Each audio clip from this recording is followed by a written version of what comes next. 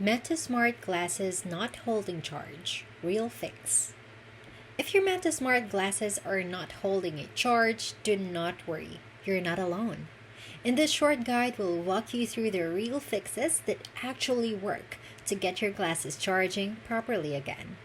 Let's go step by step and identify what's causing the issue. Start by inspecting your charging cable and the port on your glasses.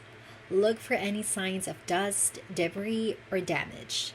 Sometimes even small particles can block the connection. Make sure you're using the original Meta charging cable, as third-party cables may not provide the correct voltage or connection quality.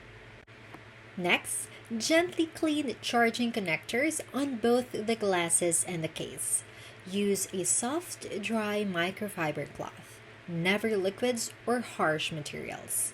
A simple cleaning can often restore proper contact and allow your glasses to charge normally again. Now, open the MetaView app on your phone and check for available firmware updates. Outdated software can cause performance issues, including charging problems.